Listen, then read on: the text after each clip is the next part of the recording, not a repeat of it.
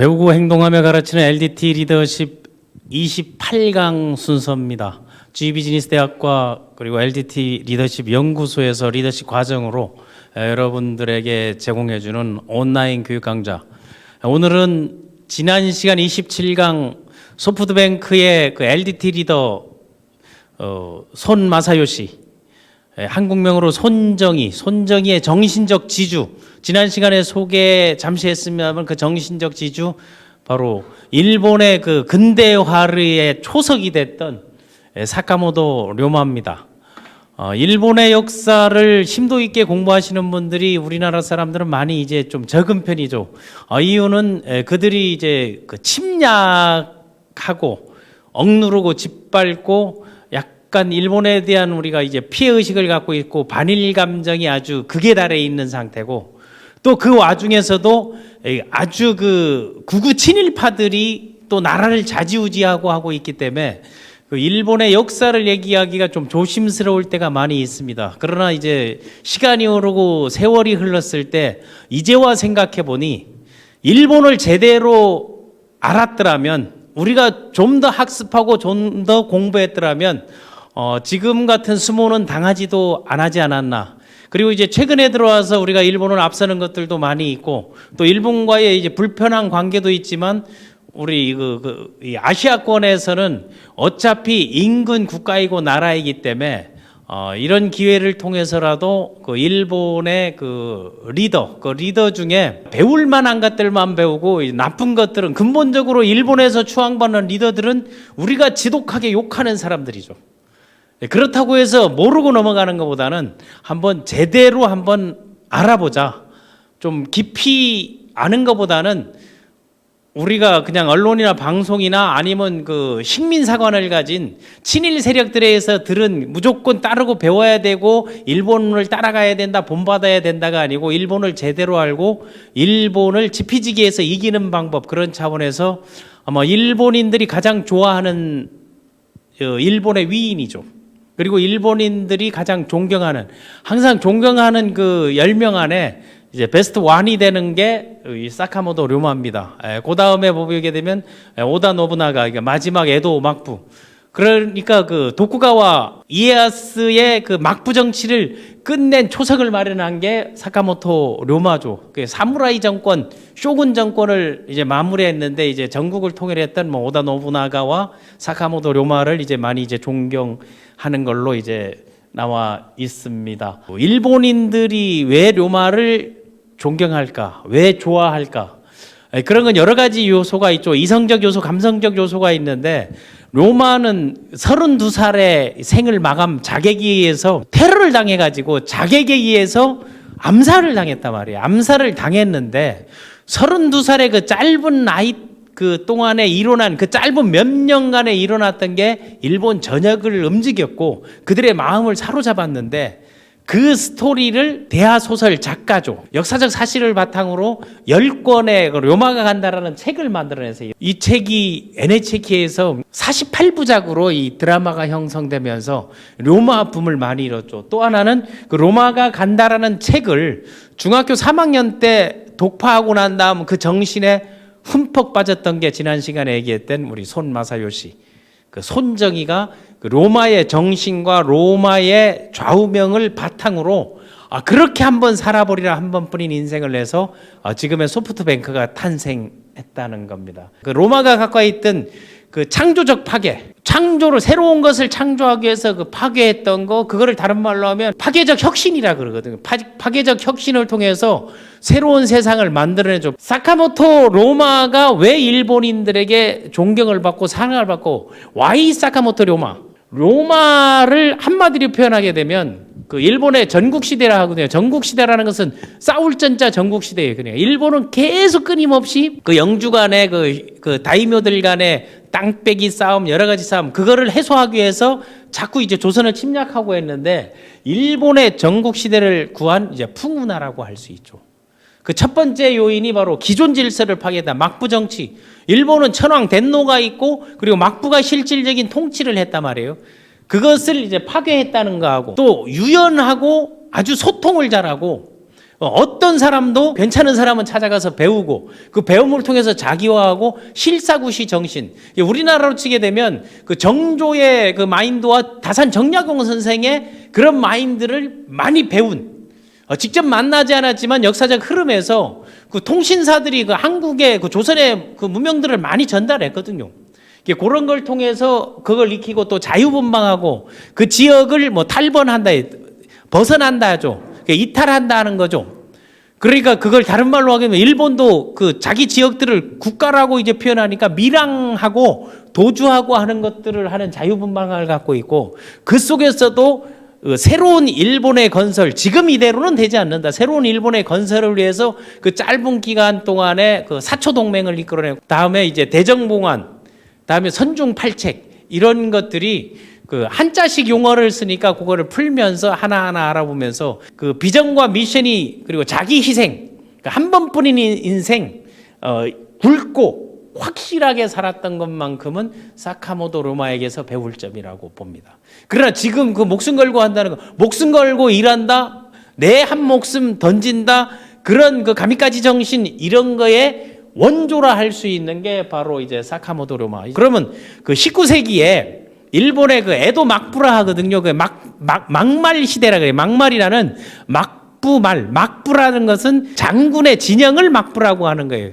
그러니까 그 막부가 우리가 기억하기 좋게 하게 되면 태조 이성계가 강화도 해군할 때 그 천막 안에서 회의 의사결정을 내리잖아요. 그때 뭐 합시다 맙시다 하는 게, 그런 장군의 진영을 막부라고 하는 게, 그러니까 그게 이제 쇼군들이 그 소위 말하는 테이블이죠. 그 천막 막자 그 진영 부자거든요.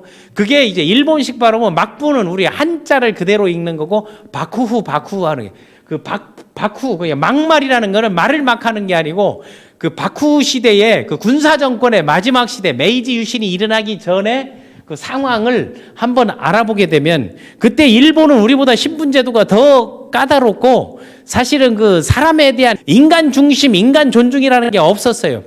오로지 그 텐노 왕, 천황 밑에 있었던 게 이제 이거 쇼군이거든요. 그 쇼군 그 장군이 그 시대를 통치를 했죠.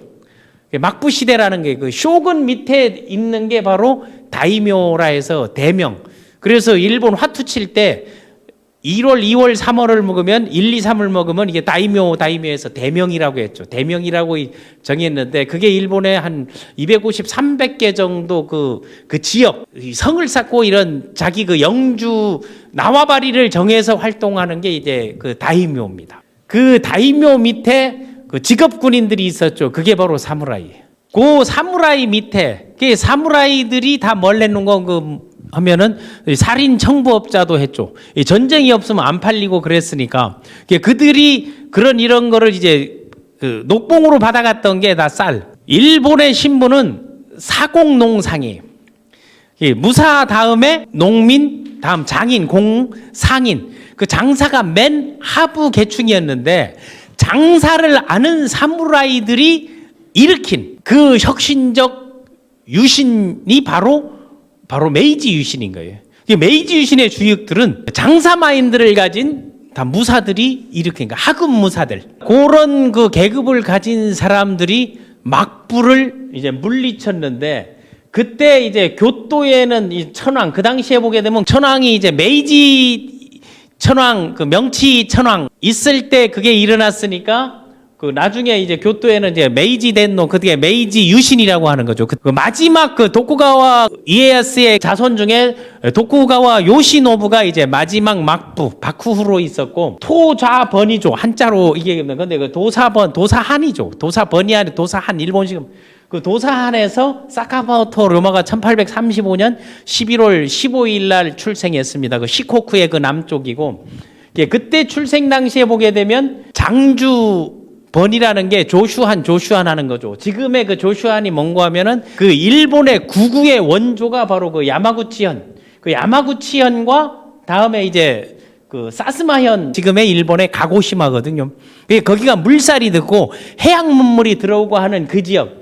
그러니까 요 사스마나 그 조슈가 부정치를 끝장내고 근왕당, 존왕양이라 해가지고 왕에게 모든 걸 넘겨주자 하는 거라서 반막부 세력이었거든요.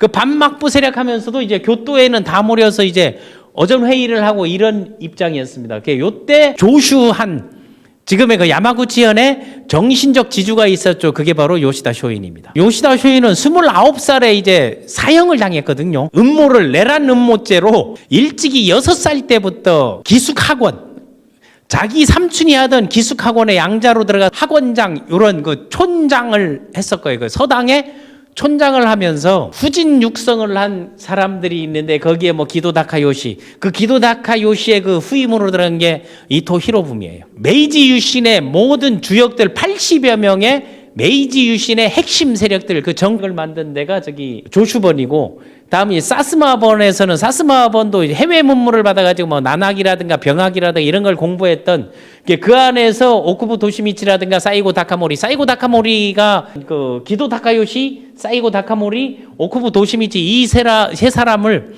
뭐라고 하냐면 메이지 유신 삼거리라고도 하고 사초 동맹을 두가 그 원수 지역이거든요.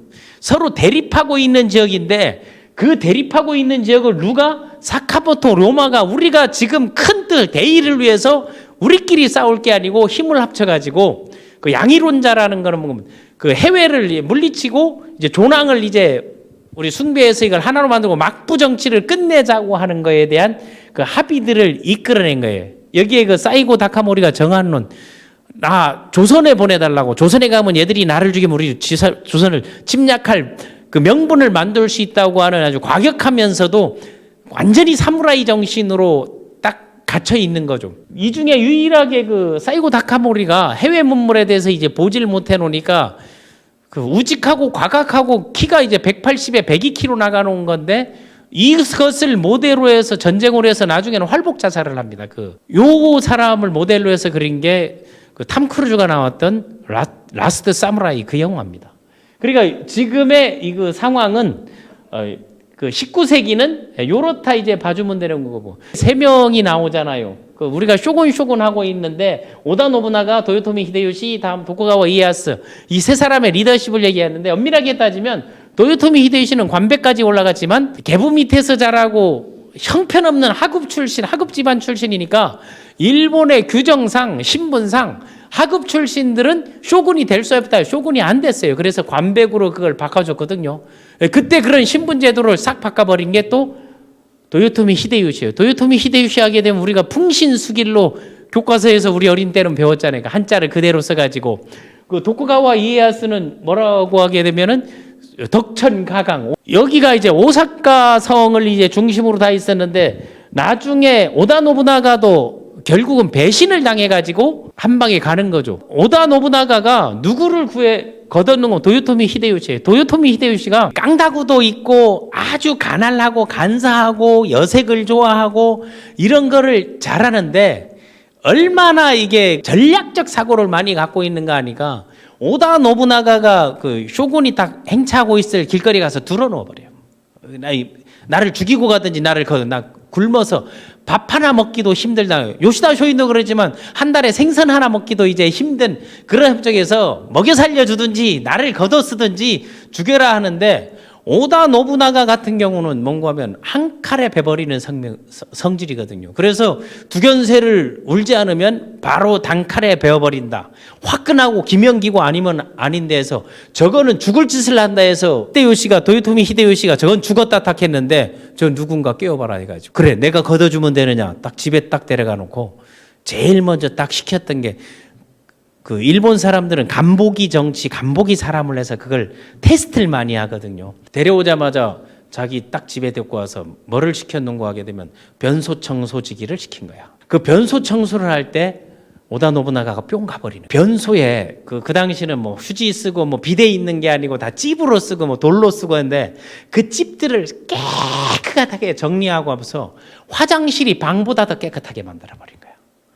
그래 딱 뿅 가서 이 테스트들을 하는데, 일본도 보면 그 일본의 정원 문화가 나오지만은 그 정원 안에 보게 되면 잉어들 키우고 코이들도 키우고 거기에서 앉아가지고 이제 술 한잔 하고 딱 그 사케 한잔 하잖아요. 그 하면서 이런 잔을 딱 하고 그 좋아하는 게 탁 떨어뜨린 거예요. 이걸 찾아오라 했더니 그 정원 연못이 상당히 크고 깊은데 그 아무도 이제 손을 못 대는 거예요. 이걸 상하지 않게 어떤 해초도 건들지 않게 이제 그걸 딱 가져와라 이제 했을 때 도요토미 히데요시가 딱 두 가지로 생각해요. 이거를 찾는 방법은 물을 다 빼야 된다.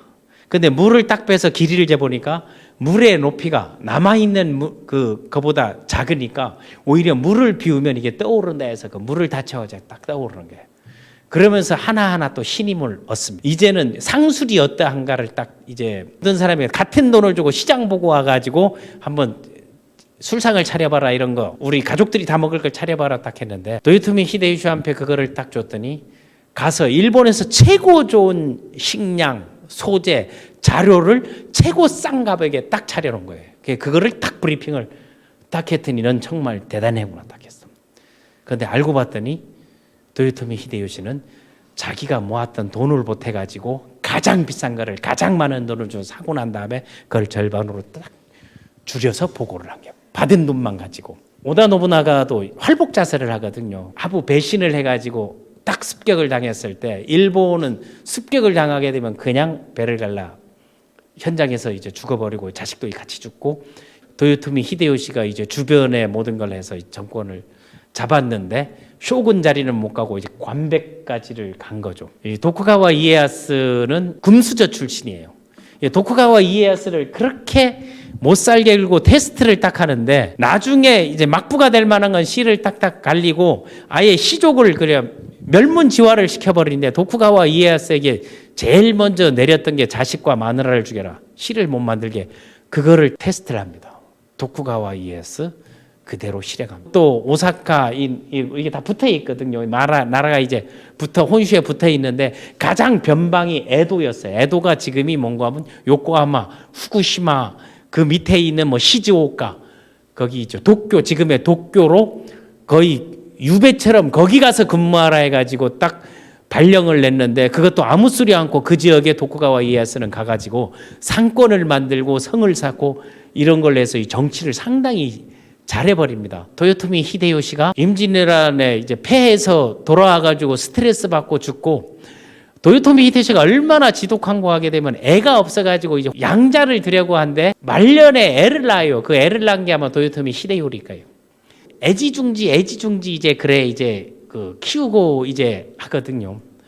그러면서 이제 조선에 들어가는 그 수군들한테 간사하고 간악하고 지독했는 거 하게 되면 귀를 잘라 오게 되면은 포상을 해줬어요. 그거를 소금에 절여와 하는데 근데 귀를 자르니까 이 머리 좋은 놈들이 사람 하나를 두 개를 잘라가지고 시기를 잘못해가지고 소금에 절여가지고 두 명으로 치니까 이거 안 된다 이 새끼들 해서 하나뿐인 코를 배우라 해서 이 코를 소금에 절여가지고 김치처럼 담가가지고 와서 포상을 받고 프로모션을 했던 새끼가 바로 도요토미 히데요시였어. 근데 도요토미 히데요시가 딱 죽었을 때 막부가 정권이 혼란하니까 죽음을 숨겼죠. 죽음을 숨기면서 도쿠가와 이에야스가 딱 했던 게 그겁니다. 제가 소금에 절여오라니까 너도 한번 당해봐라 딱 하면서 죽은 도요토미 히데요시 배를 갈라가지고 소금을 갖고 와라 해서 소금을 안으로 절여가지고 옷을 입혀가지고 안 죽은 것처럼 권자에 딱 앉게 있었습니다. 결국은 받은 만큼 돌려준다는 그 얘기들이 나와 있는 게 바로 그 도요토미 히데요시입니다. 그때까지 참고 기다려서 이 세 사람의 리더십을 평가할 때 첫 번째 떡을 만드는 과정을 하게 되면 떡을 만들기 위해서는 가차없이 쌀을 갖다가 삶아서 떡을 친다. 떡을 치는 게 오다 노부나가. 그런데 그 떡을 가지고 오밀조밀하게 모양을 만들고 예쁘게 먹기 좋게 만드는 게 누군가면 도요토미 히데요시. 그런데 그걸 가만히 보고 있다가 이 사람들 빠질 때 그걸 집어먹는 게 도쿠가와 이에야스라고 이제 표현하고 이런 막부 시대가 원래 그 막부 통치가 일본의 역사에서 한 600년 정도 되는데 도쿠가와 이에야스가 거의 300년 가까이 통치를 하거든요. 그러니까 사무라이들이 이거 할 일이 없어지고 그리고 자객으로 가고 이탈하고 해외로 뭐 배 타고 나갔다가 막 풍객이 되고 뭐 카멜 이런 것들이 이제 많이 나오고 있을 때 그 조슈한하고 그 사스마한 여기들이 계속 대립 관계를 갖고 있으면서 덤비는 거죠. 이때 사카모토 료마가 태어나서 1860년 32살에 이제 죽을 때까지 이게 어린 때 12살 때 그 쿠수야마 사숙에서 그게 뭐 서당이에요. 서당에 가서 하는데 맨날 같은 거를 공부하고 하니까 그 이진이산시 고로코 시짜지부터 무슨 뭐 텐시 뭐 이런 걸 이거 하니까 답답하고 고리타분하다고 하니까 집중력이 떨어진다고 성적표에 우리 옛날 선생님들 쓰듯이 얘는 집중력이 떨어지고 공부에 취미가 없어가지고 얘는 도저히 공부가 안 되겠다 해가지고 12살에 딱 그만뒀어요. 12살에 그만뒀는데 그때 또 어머니가 또 마치 돌아갔는데 어머니가 딱 돌아갔을 때 그 누나 오토메라는 누나가 키가 이거 크잖아요. 176에 상당히 키가 크고 무사하기는 좋은 체력을 하는데 누나 오토메 누나 같은 경우는 몸무게가 102kg 되고 키가 뭐 80 가까이 되는 그 누나가 동생을 공부를 가르친 거예요. 그런데 그 공부를 가르치는 그 과정에서 그 새어머니가 들어오는데 새어머니가 들어오고 그 당시 그럴 정도면 사카모토 로마는 그 우리로 치게 되면 상단을 했고 포목점을 했고 이런 상술이 뛰어나고 무사 겸 사업가였죠. 그 사무라이 하급 집안인데 먹고 살만 했어요. 먹고 살만하고 괜찮은 이제 그런 집안에서 태어나니까 새어머니가 들어왔는데 원리 원칙을 철저하게 지키고 계산이 정확했다. 뭐 시간 관리라든가 이런 거에 대해서 로마에게 그런 거는 엄격한 규율을 두고 누나 말을 듣게 하고 이런 위계 질서를 만들어준 거는 새어머니가 상당히 잘했는데 그 어머니하고 소통이나 관계를 지킬 걸 지키고 따를 걸 따르는 건 상당히 원리 원칙도 되게 이제 잘 지켰습니다. 18살 때 그때 바로 이제 그러면 나는 그 사무라이가 돼가지고 검술을 익혀야 되겠다 해서 검술 그 동네에서 시시하다 해서 그 당시에는 그 유학이 그 에도에 가가지고 에도 치바 검문도장에 검술 도장에 가가지고 뭐 북진일도류 이런 거 하는 데를 들어가가지고 이 검술에 입문해서 검술을 딱 배울 때 그때 에도에 1853년도에 일본이 지금이 될 수 있는 그 큰 사건이 생기죠. 그게 바로 구로훈의 사건이라 해서 구로훈의 일본말로 해도 검은 선, 흑선이거든요. 그 흑선이 뭔가 하면 배가 검은 배가 와서 또 시커먼 연기를 뽑아보면서 무슨 괴물이 온 것처럼 보이는 게 에도왕에 오니까 거기에 사람들이 구로훈의 그 페리오호가 있을 때 그 현장에 해양 진출과 부국강병을 꿈꿔던 계기가 바로 페리 도장이 왔던 거예요. 그래서 검도를 유학하면서 그 샤쿠마 쇼잔의 검도를 배우고 난 다음에 일본에서 지금 우리가 리더십을 연구할 때 일본에 그때 우리하고 그럼 우리는 사카모토 료마가 없고 요시다 쇼인이 없고 우리에게는 그 없었던 게 아니거든요. 뭐 다산 정약용 선생도 있었고 또 하나는 사카모토 료마의 이제 버금가는 최재우, 최시영 그리고 전봉준 이런 분들 그 동학계 혁명의 그 주체 세력들이 있습니다. 진짜 민중혁명을 했던 곽재우도 한국에도 있었는데 그들이 다 참수를 당하고 이제 소멸을 하면서 나중에 그 천도교로 바뀌기까지 억눌렀죠. 충분히 있었는데 그리고 그들은 학습을 하고 그 서학을 공부하고 했지만 이들은 그 기숙학원 서당에 가가지고 무사들이 공부하는 사무라이들이 그렇게 많았습니다. 인문학, 서양학 그리고 병법, 손자, 양명학, 주자학 이런 것들을 배우면서 문물, 서양의 그런 문물들을 거기 찾아가면서 배운 거예요. 거기에 보면 사쿠마 쇼잔이 원래 일본계가 아닌 외국계에서 일본에 와가지고 외국계 학원을 이제 운영했거든요. 거기에 배웠던 사람, 요시다 쇼인도 거기를 거쳤고 거기에 또 들어갔던 사람이 있습니다. 이제 가스가이슈라는 사카모토 로마의 그 멘토가 이제 거기에서 배우고 본인도 이제 그 안에서 공부를 합니다. 그래서 그 수련을 마치고 이제 고향으로 이제 돌아오고 고향에 돌아와 가지고 다시 이제 그 두 명의 멘토가 가와다 쇼루와 그럼 가스가이슈 이 두 사람이거든요. 그 두 사람에게서 뭘 배우는가 하게 되면 그 병법이라든가 서양 문물, 세계사, 세계 흐름 그리고 의회 정치 영국 같은 게 산업혁명이 일어나가지고 의회가 만들고 이런 발달되고 증기선을 개발한다는 걸 딱 배워가지고 그걸 그대로 적용해가지고 나중에 대종봉환 때 그 선중 8책을 만들어내는 게 이제 됩니다. 그리고 그 도장에서도 이제 도장 깨기나 이런 거 할 때 전체를 다 깨고 이게 부수고 하고 정말로 남자답고 이성과 감성을 넘나들어서 일본 사람들이 좋아하는 그런 요소가 되지 않았나 하는 거예요. 그래서 사카모토 료마가 그 좌우명으로 딱 했던 게 한 번뿐인 인생. 내가 세상에 태어난 것은 정말 큰 뜻을 이루기 위한 거다. 뜻을 높게, 이 뜻을 받아들여서 꼬꾸라자시 다카쿠를 자기 좌우명으로 만든 게 누구다? 그게 손정희 마사요시가 바로 이 정신을 가진 거예요. 그 좌우명을 바탕으로 풍류도 있었고 흐름도 있었고 공부도 했었고 유연도 했었고 유쾌하기도 했고 또 이런 것들이 아주 다방면에 나폴레옹 힐이 맡은 LDT 리더십의 성공의 법칙 16가지 중에 내가 보기에는 2가지를 빼고 14가지가 퍼펙트인 게 그 짧은 기간에 보여줬던 게 바로 이제 사카모토 료마입니다. 그래서 53년 미국 페리제독 에도항에 입항할 때 그때 요런 그 배를 보고 이 시커멓게 칠한 게 그때 미국에서 뭔가 하면 그 증기가 나오고 중기기관차가 개발되고 그 산업혁명이 딱 일어나고 증기가 나오면서 그런 그 증기 엔진 그거를 배에서 증기선이 딱 나오고 철갑선이 맞는데 그 철갑선 끝에다가 시커먼 거를 그때는 26강에서 했던 그 락펠러가 그 석유를 정제하는 방법이 없을 때니까 그 기름 덩어리를 배에다 다 칠하고 해서 시커먼 거에 그 증기를 태우면서 들어오니까 공포가 됐죠. 네, 그때 그 페리 제독이 그 개항 기념으로 해가지고 미국에서 저런 우표 돈 5센트짜리 돈 화폐도 발행되고 이랬습니다. 그때 그 모습이 그 편지로 누나에게 아버지에게 이런 것들을 소통을 편지 인문학적 소양들을 갖고 있었던 리더였던 게 바로 이제 사카모토 료마입니다. 그래서 사카모토의 그 로마의 그 멘토 LDT에서는 여기서 누구에게 배웠고 어떻게 활용했나 하게 되면 그 가와다 그 쇼로 다음에 가스 가이슈 이 두 사람인데 가와다 쇼로는 고향으로 돌아와가지고 가와다 쇼로한테 배웠는데 가와다 쇼로는 그 일본의 위키피디아에 보게 되면 서양 화가로 나와 있습니다. 서양 화가로 나왔는데 가와다 쇼로의 흔적을 찾아 들어가 봤더니 일본에서 배 타고 오징어 잡으러 갔다가 표류돼가지고 미국 태평양을 건너가지고 미국에 10년을 머무르게 된 거예요. 그때 그 미국에서 영어를 다 떼우고 그림을 그려서 자기가 봤던 것들을 못하니까 그림으로 다 그려내서 서양 화가가 된 거예요. 배 그림 그리고 뭐 총 그림 사람 그림 그런 것들을 그림을 그리면서 갔다 오고 난 다음 그 하멜 표류기처럼 미국에서는 그 존이라 불렀거든요. 그 가와다쇼라가 존 만지로의 표류기 책을 이제 내기도 했습니다.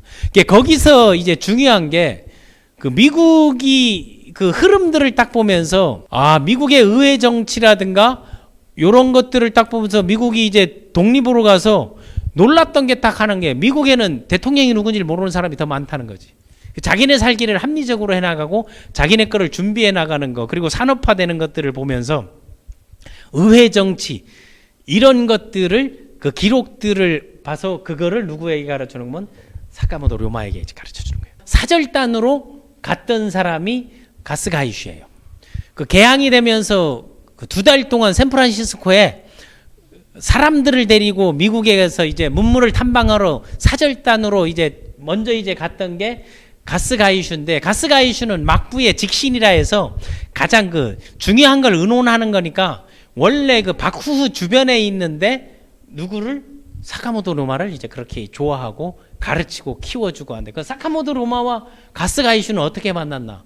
가스 가이슈는 개화론자잖아요. 해외를 갔다 오고 가서 보고 온 거를 하고 그거를 사람들에게 가르치고 하니까 뭐 이런 새끼가 다 있어. 우리는 그거를 배차가 양의론자 존왕양해에서 천왕을 세워가지고 해외 개화파들을 척결한다 해가지고 이 새끼 누구냐고 해가지고 사카모토 료마가 가스 가이슈를 딱 죽이러 간 이런 놈들은 이제 나라 팔아먹는 놈이다 해서 딱 들어갔을 때 봤더니 들어갈 때 보니까 놀란 게 이건 그 로마가 간다 책에 표현되어 있는 거 덜컹거리는 그 마룻바닥 그 다다미 덜컹거리가 그 검소했다는 거죠. 옆에 보니까 각종 생전 보지 못하는 책들 근데 그 안에 차를 한잔하고 딱 앉아 있는 거예요.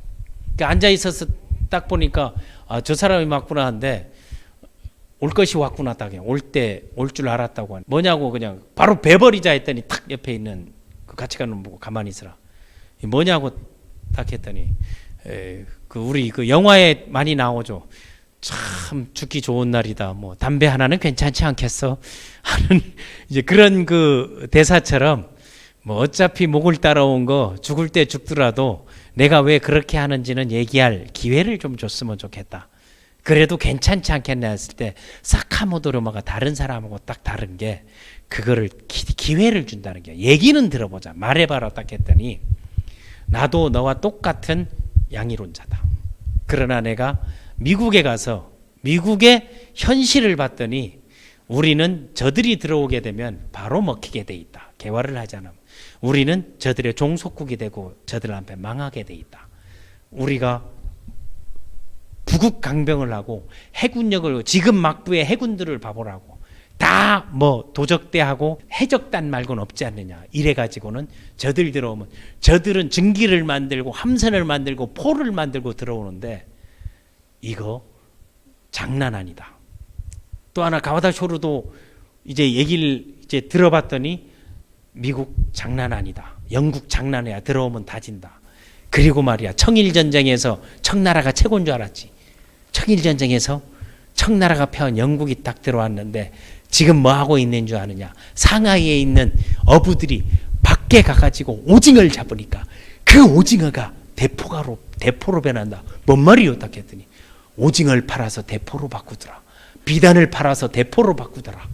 그리고 진, 청바지, 차이나 본 그런 거를 팔아서 도자기를 팔아서 대포로 바꾸더라. 그들은 그렇게 바뀌어가고 있다. 그렇지 않으면 일본 끊는다. 우리가 힘을 키워서 나가야 된다. 그게 정말이오. 정말이다. 그리고 거기에서 봤더니 막부처럼 하고 이렇게 하는 바꾸. 내가 그 가신이지만 잘못됐다. 이거를 가는 건 인정하지만 우리가 힘을 크게 해서는 우리가 힘을 합쳐야 된다. 거기에서 바로 사카모토 료마가 들었던 칼을 탁 놓고 무릎을 꼴딱하면서 저를 제자로 받아주십시오. 딱 한 거예요. 제가 공부해서 그 일을 제가 한번 해보겠습니다. 어서 일어서시오. 어차피 저는 오갈 데 없고 그냥 여기 있겠습니다. 하니까 나는 아무것도 필요 없다. 아무 때나 버려도 되는 목숨 하나 그때 쓰라고. 그리고 내가 그랬듯이 반드시 나 같은 양이론자들은 가스가이슈를 죽이러 올 것이다 해서 24시간 초병을 섭니다. 걸치기. 그게 일본 사람들이 그 의리, 그 변화무상 여기에 이제 뿅뿅 가는 거지. 그렇게 해서 그 가스가이슈가 거기에 갈 때 또 하나 그 문화생들을 키우는 사람이 있죠. 게이오 기숙이라는 걸 키웠던 그 사람들이 있는데 거기는 정말 오사카에서 그 농촌에서 서당 촌장인데 그런 문물을 받아야 되고 난학을 공부하고 외국어를 공부하고 자기가 외국에서 도쿄 와가지고 딱 들어가가지고 배우려고 했더니 네덜란드 사람하고 자기가 배운 대로 말이 안 돼. 하나도 안 돼. 아니, 헛배웠다 해서 영어를 배워야 되겠다 해서 거기도 그 기숙학원에 들어가서 딱 뭉쳤는데 그때 그를 데리고 가는 그 해외 문물에 받고 이제 개화에 대해서 학습할 만한 만들을 뽑아서 가스가이슈가 딱 데리고 들어갑니다. 데리고 들어갈 때 갔던 친구 중 하나가 후쿠자와 유키치예요. 후쿠자와 유키치가 누구냐? 일본 만행짜리 모델로 나온 게이오 대학의 설립자가 그게 발전돼서 그렇게 우리하고 차이가 바로 그런 차이가 조금 안타깝다는 게 학습하고 런두티치 LDT 마인드가 우리가 좀 약했던 거지. 그때 다산정약용 선생이나 정조가 추구했던 그런 혁신 방안들이 보니까 정조나 다산정약용이 추구했던 것들을 여기 하급무사가 그런 거를 가지고 대정봉안을 성사시키고 선중팔책을 발표하고 메이지 유신의 초안을 만들어냈던 게 바로 그겁니다. 그래서 이거 사이코 다카모리, 오쿠부 도시미치, 기도 타카요시가 이 세 사람이 유신 삼걸이라고 하는 사람이에요. 거기에 스승이 요시다 쇼인. 그러니까 이제 그걸 딱 돌아오고 나면 사카모토 료마는 자기 친구 나카오카 신타로하고 조슈에 가가지고 사람을 만나가지고 싸울 게 아니고 설득을 시작한 거예요. 우리의 힘을 키워가지고 양이론자에서 이게 아니고 우리가 저 외국 세력을 물리치는 건 맞는데 그거 분명히 맞다. 그러나 지금 우리 힘으로는 기술 발달에 앞장서지 못한다. 이걸 배우고 우리끼리 힘을 키워서 우리가 힘을 합쳐야 된다. 그런데 왜? 저 조슈는 완전히 강경구구인데 이 교토에서는 사스마와 힘을 합쳐가지고 조슈를 밀어오니까 조슈와 사스마는 원수지간이에요. 원수지간처럼 대립되는 거를 누가? 사카모토 료마가 찾아간 거예요. 그 찾아가가지고 조슈에 가가지고는 누굴 만나면 구사카 겐지이를 만들어낸 구사카 겐지이가 누군가 하면 그 요시다 쇼인의 4대 천왕 중 한 명이거든. 그게 모든 중국 핵심적인 천왕 중 한 명인데 걔가 누군가 하면 요시다 쇼인의 여동생의 남편인 거야. 그걸 만들어 가지고 티업을 하고 얘기를 하면서 조슈버는 지금 나라에서 억누려면 니네끼리 할 수 있는 게 아무도 없지 않느냐. 해외에서 무슨 배를 사오고 총을 사올라 해도 거래를 안 해주니까, 허가를 안 해주니까 그런 길을 내가 열어주겠다 해서 그때 무역 상수를 발휘하고 사스마에 딱 가니까 사스마에는 그 사이고 다카모리하고 오쿠보 도시미치가 둘이가 친구예요. 사무라이 정치가 하는데 한 사람 둘이, 사이고 다카모리는 완전히 남자고 오쿠보 도시미치는 스타일이 도요토미 히데요시 저기 이토 히로부미와 비슷한데 서로가 밀고 하고 죽이고 서로 죽이고 서로 헤어지고 같이 죽기로 했다가 나중에 사이고 다카모리는 활복 자살을 하고 오쿠보 도시미치는 자객기에서 여기도 죽어요.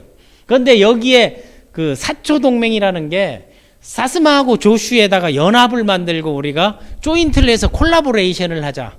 그래서 그 콜라보레이션 할 때 사초는 돈이 있고 앞서 있으니까 그 왜 해외 신용이 있으니까 가고시마는 바다 맨 밑에 오다가 걸리는 데 아니요.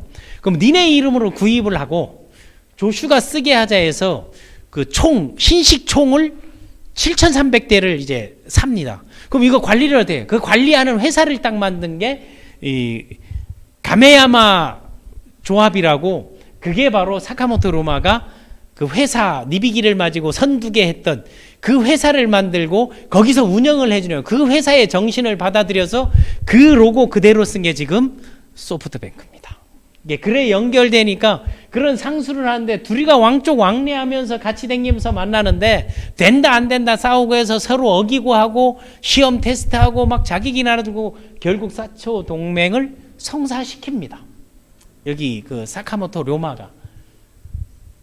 근데 이제 요시다 쇼인이 일본인들 구구 세력의 원조거든요. 29살에 죽었는데 쇼카손주쿠라는 그 이게 송하 촌숙이지요. 그 쉽게 말해서 서당, 우리식으로 서당 아니면 사설 학원. 거기에 6살 때 자기 큰아버지의 그 돌아가셔가지고 그걸 맡아가지고 여기에서 그 하부루타식 교육을 한 거예요. 토론식 교육을 하고 읽은 책을 얘기했는데 여기는 이동하고 쫓겨나가고 얘기하면서도 나중에 자기를 목을 치라 그래요. 귀향을 보내야 되겠다니까 아예 목을 쳐라. 그래야 내 제자들이 이걸 일어난다는 거. 거기에서 이게 초망굴기라고 이런 표현을 하는 게 그 얘들이 초망굴기는 건 민초들. 그 민초는 우리가 얘기하는 민중 의병들이 아니고 몇몇의 사무라이들.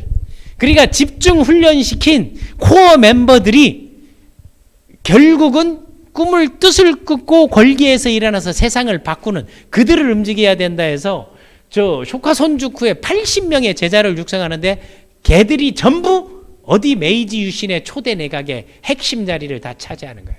그러니까 이토 히로부미 이런 새끼들이 기도 저기 보면은 여기 기도 타카요시 히다바리 하면서 붙었는데 언제 그거를 붙어서면 이게 사초 동맹의 주인공인데 여기서 거래하고 사카모토 로마가 딱 거래를 했으니까 그럼 총을 들어오고 그걸 서류를 써야 되고 문서를 남겨야 되는데 그걸 대신해 가지고 조슈를 대표해서 나온 24살의 총각이 딱 있었고 사카모토 로마가 자기네 그 회사 이름으로 해가지고 가이엔타이로 나중에 바뀌는데 서약을 할 때 딱 왔던 24살의 총각이 누구였는 거면 그게 이토 히로부미였던 거야.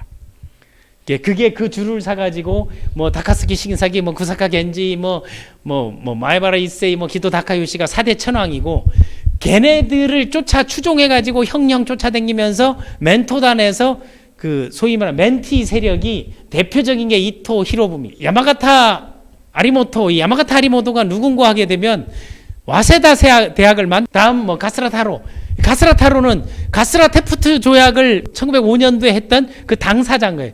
그러니까 그 근대화의 해양 문물에서 그 군국주의 일본을 만드는 토대 기초 헌법을 영국에 가서 배워온 그 헌법을 초안을 만든 놈이 바로 이토 히로부미. 그 이토 히로부미도 이거 일본 놈들은 이름을 다 바꾸는데 원래 그 여러 가지 설 중에 한국 놈이라는 설이 있죠. 그게 원래 이름은 하야시, 임자 숲을 임자 그 중국으로 기화한 한국 사람이 일본으로 가서 다시 기화하면서 그 하야시 임세령이가 아버지였는데 림세장인가 하고 원래 이름은 임리조 그 한자로 치게 뭐 그거를 일본식으로 하면 하야시 리스케가 원래 이토 히로부미 이름인데 그게 거기도 이제 양자 들어가면서 이름을 또 이제 바꿔가지고 이토 히로부미가 됐는데 그 한국의 그 덕수궁을 그 중국에 있는 자기 그 림세장 아버지에 있었던 거기 걸 갖다 만들어 놓고 그 경복궁 그쪽에 있는데 창경원으로 해서 동물 농장으로 만들고 해서 오픈은 못 봤는데 그거를 했었죠. 그거를 하고 또 이름으로 이토 히로부미가 한자로 2등 방문이라 해가지고 동국대 앞에 그 자리 장충체육관 지에 그 뜻을 기리는 방문사라는 절을 만들었죠. 그 방문사 자리에 그걸 사서 들어가서 만든 게 신라 호텔이죠. 그 신라 호텔 그 자리에서 이번에 대통령이 취임 파티를 하는 게 난 참 아이러니하다는 겁니다. 그게 바로 방문사 2등 방문을 기리는 그 자리에서 우리가 그러면 국내에도 친일 세력이 아직도 잔존하는 건 분명한 사실이다 하는 것까지만 얘기를 하도록 하겠습니다.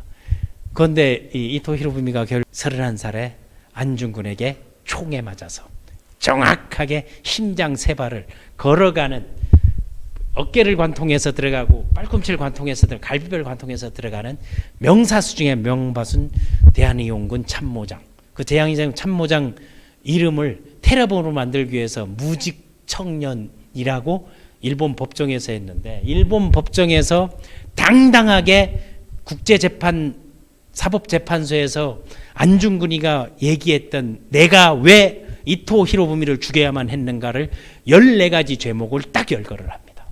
그거 한번 여러분 찾아서 읽어보게 되면 우리에게 그런 힘이 있고 그런 민족의 자존심이 있는 리더가 있었다는 거. 그런데 그 후손들이 지금 어렵게 살고 있다는 게 그 친일의 후손들은 지금 다 잘 살고 있다는 게 안타깝습니다. 그래서 사카모토 료마가 왜 LDT 리더로 선정을 해서 그걸 얘기하는 거 하게 되면 그때 그 16가지 성공의 법칙 중에 사카모토 료마가 딱 안 갖고 있는 거 2가지가 있더라고요.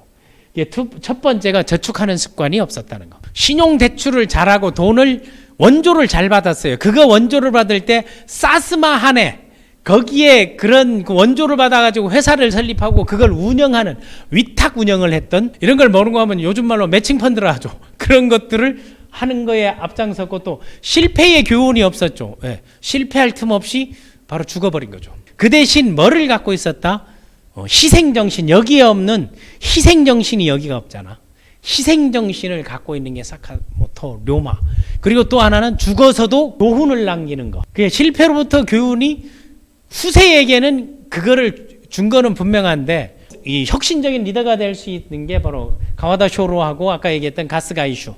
그래 가스가 이슈도 사쿠마 쇼잔에 들어갔었고 사카모토 료마도 여기에 그러니까 사쿠마 쇼잔 안에서 만난 사람들에게 또 멘토가 돼달라 이 새끼 죽여버린다 이런 것들이 그 비슷한 시기들에 다 이루어졌어요. 그래서 에도 시대 그 하타모토가 mon고하게 되면 그 직책이 완전 내신 우리로 얘기하게 되면 민정수석 이런 거예요. 민정수석. 예, 그런 역할을 하면서 사카모토 료마를 탈번했는데 사면도 시켜주고 또 탈번하고 이동하고 그 자유분방하다 하는 게 그런 거거든요. 그 대의명분을 위해서 갔던 거하고 그리고 난학과 병법 그리고 미일 통상조약 실무자였고 고베 해군조련소 감독 이 고베 해군조련소 감독하고 메이지 시대까지도 고위 관리를 딱 했거든요.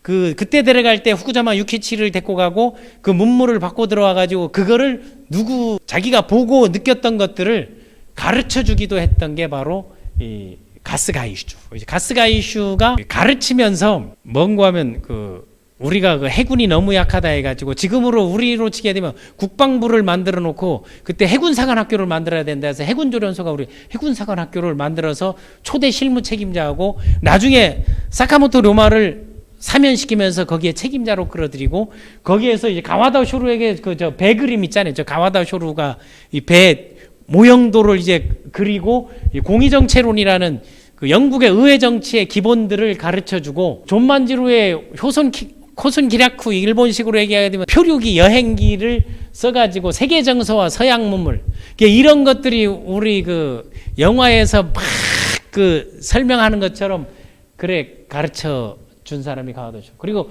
쇼카손주쿠의 그 후진 양성을 요시다 쇼인 제자단 멘티단들에게 교학상장하면서 일부러 죽여라. 그래야 죽어서도 가르치고 몇 명의 초망불기할 기회가 된다 해서 유배 안 가고 나를 쳐라 해가지고 29살에 참수를 당했는데, 그 참수를 당할 때 그냥 목을 그냥 쳐버리잖아요.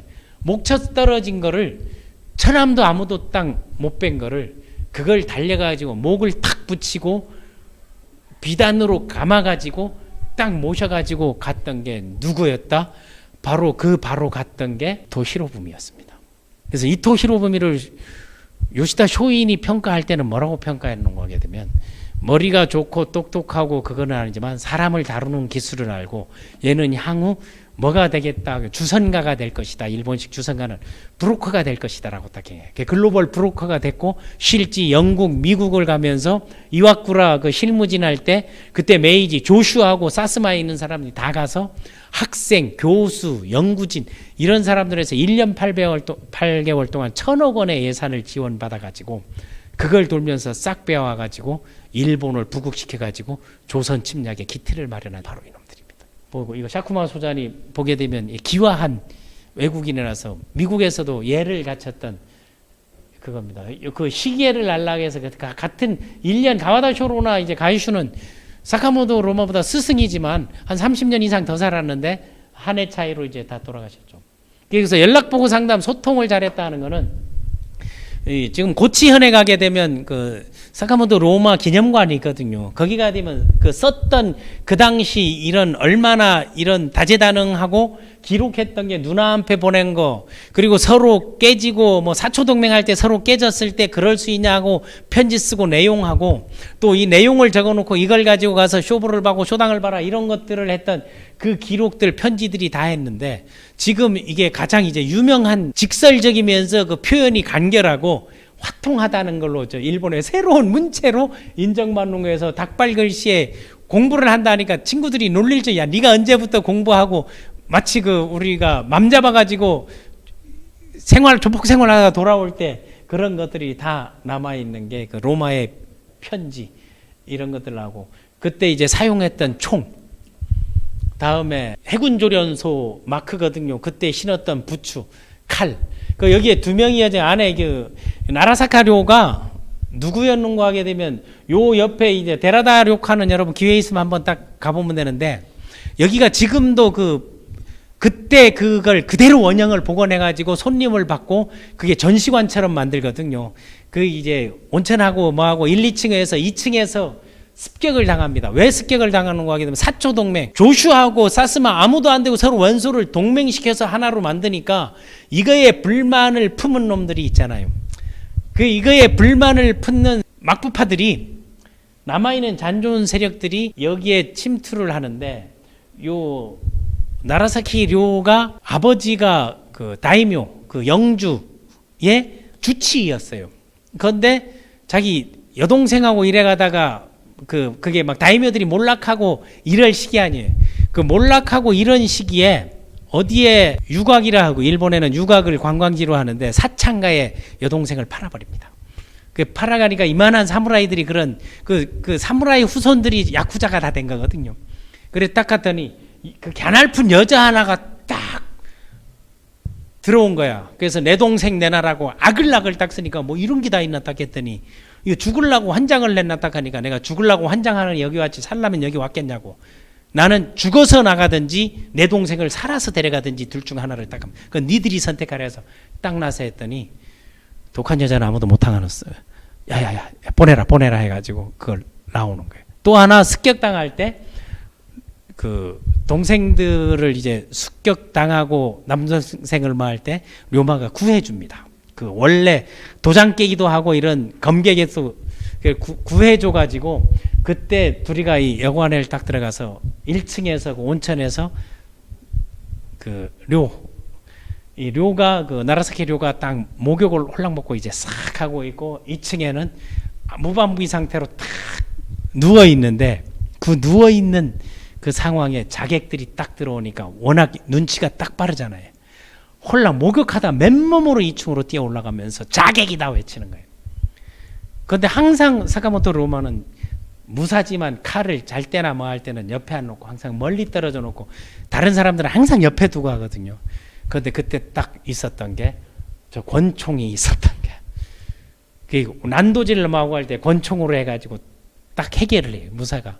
그런데 그때 손가락이 잘리고 난도질을 당했는데 그 료가 달려들면서 그 피를 빨고 지혈을 시키고 이걸 붙이고 봉합을 하고 그 의술을 아버지의 영향을 받아내 딱 하는데 감동을 받아가 둘이가 사랑을 하고 결혼을 하게 됩니다. 그 결혼을 해서 그 요양도 할 겸 그 친구 그 쉬러 가라 온천에 가서 좀 쉬고 제대로 쉬어라 해서 그 온천을 딱 갔는데 그게 일본 최초의 신혼여행이 됐던 거예요. 지금도 거기에는 사람들이 바글바글 그거를 만들어내는 게 일본인들이라는 게.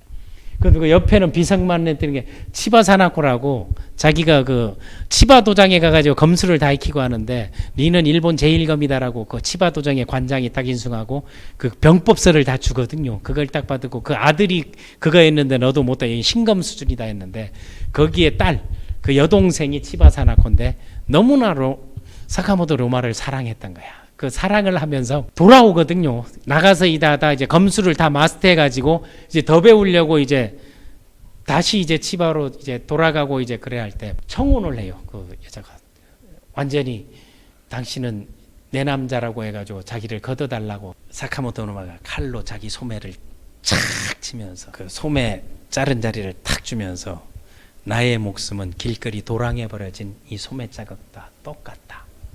무사의 길은 험난하고 언제 어디서 죽을지 모르니까 나 같은 놈 앞에 목숨 걸지 마라. 딱 얘기하니까 그때 치바 사나코가 거기에 또 뿅 가가지고 이것은 우리의 정운입니다 해가지고 나는 평생 당신이 돌아올 날만 기다리면서 그걸 살겠다 했는데 결국 나라사키 료가 구하고 엉키고 생명의 은인이 되면서 둘이가 결혼해서 이제 그걸 딱 하고 상당히 오래 사는데 죽을 때까지 그런 그 정조를 지킨 게 치바 사나코에서 그 치바에 가게 되면 이것도 기념관으로 만들어 가지고 묘도 그대로 남아 있습니다. 아직도 그 사카모토 로마의 그 흐름에서는 검정서 해가지고 이런 걸 이어주고 무리들이 아직 외국 애들도 이걸 배우고 있거든요. 그래서 그런 인정서를 주는데 사카모토 로마가 이제 막부 시대에 대한 것을 끝을 내겠다고 하면서 남긴 명언 중에 칼은 무사의 혼이 아니다. 칼은 도구에 지나지 않는다. 도구를 가지고 혼이라고 우리를 속인 게 도쿠가와 막부 시대의 교육이었다. 그 도구를 바른 데 써야 돼. 그 도구를 바꾼 거 아니에요. 칼에서 총으로. 최고의 그 검객이. 그걸 딱 바꾸면서 사카모토 로마가 한 번뿐인 인생 당당하게 일본을 바꾸고 나는 조용히 세상을 떠돌면서 가와사쇼루 그리고 가스가이슈가 얘기했던 그런 열강들 속에서 해상왕, 무역왕이 되는 것을 꿈꾸고 그 대신들 메이지 유신할 때 예비내가 캐비넷을 만들 때 이름들을 다 써가지 놓은 대로 다 했는데 딱 찾아보니까 놀란 거예요. 왜 당신 이름은 없냐 딱 한 거예요. 당연히 이거 최고의 자리를 가야 되는데 아니라고. 나는 일본을 바꾸는 것으로 만족하고 그 예비내각표까지 하고 그 자기가 그 선중 배에서 교토로 가는 배에서 얘기했던 게 선중 8책이거든요. 그게 국가혁신안 이런 혁신안을 저기 수원 화성 만들 때 정조가 국가 비전을 선포한 거하고 거의 내용이 흡사합니다. 우리가 훨씬 앞서가 있었는데 제1항이 대정봉안이었어요. 정권을 모든 권한을 어디에 천황에게 주고 싹 물르고 천하의 유명한 인재들을 모아라. 인재 등용 HRD 인적자원 관리를 얘기했고 두 번째 그들에게 조정의 관직을 주고 역할을 맡기고 쓸데없는 자리매김하는 자리 싸움하는 건 싹 폐지하고 없애버리라.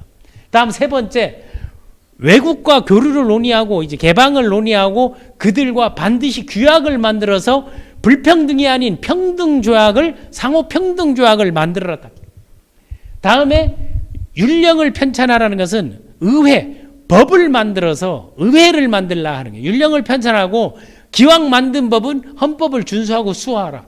그것을 준수하고 수호하라 실제한 게 이토 히로부입니다. 다음에 이제 다섯 번째가 상하의정소, 입헌군주제의 초안, 의회를 설치해서 그 기간을 정해서 돌아가면서 로테이션을 시키고 그리고 그들이 정해져 가지고 그것은 반드시 공의, 전체 뜻, 민주주의 원칙에 의해서 정하라 했던 거예요. 그 막부시대 천황시대에 이런 생각을 했다는 게 그게 나는 조선통신사들이 전달해준 이런 것들을 배우지 않았나. 그리고 조선에 그때 그 양이론자들 중에 조선은 무서운 나라다 한 사람들이 많거든요. 언젠가는 조선이 클 거다. 가스가이슈도 이제 그런 걸 해서 나중에 정한론자긴 하지만은 다음에 해육군국, 그러니까 국방부를 설치해가지고 그 중에 우리 해군이 너무 약하니까 해군조련소, 해군청, 해군사관학교로 만들자 해서 그걸 만들고 그걸 모델로 해가지고 가이엔타이라는 민간 그 상단 군인해서 육성을 하는 거하고, 다음 어친병을 설치하라는 것은 정조가 장용영을 설치하듯이 그 병살해서 천황이 생명의 위협을 받지 않게끔 그거를 수호하게 하고, 더 중요한 거는 마지막이 일본의 시세가 금과 은에 대한 그게 안전자산에 대한 시세를 글로벌 기준으로 동일하게 하라. 그게 상마인들을 딱 갖고 있었대. 그게 진짜 자필로 썼던 이런 8가지거든요. 그거를 전하면서 직접 이걸 전한 게 아니고 그걸 받아가지고 이런 안들에 대한 혁신한 구상안을 나중에 메이지 때 그걸 적용했던 게 바로 이겁니다. 우리가 일본을 이기는 길, 그들과 똑같은 상황이 20년 후에 우리도 운요 사건이라는 게, 그 운요 사건이 모델이 그 페리제독 그 구레훈호 사건이거든요. 853년도에 에도항에 들어왔던 페리제독의 배의 모항을 딱 보고 그걸 그대로 얘네들이 힘을 키워가지고 20년 후에 어딘가 하게 되면 강화도 앞바다에 나타난 거 아니에요. 얘네들은 뭔가 하게 되면 그 사건 조작에 익숙해 있죠. 그 친일파 세력들이 사건 조작해가지고 없는 죄를 만들고 있는 죄를 없애고 하듯이 자기들이 들어가가지고 불을 태우고 자기들이 들어가서 겁탈하고 해놓고 조선인들이 했다고 해가지고 그걸 명분으로 들어왔던 놈들이 바로 그 운요 사건이죠.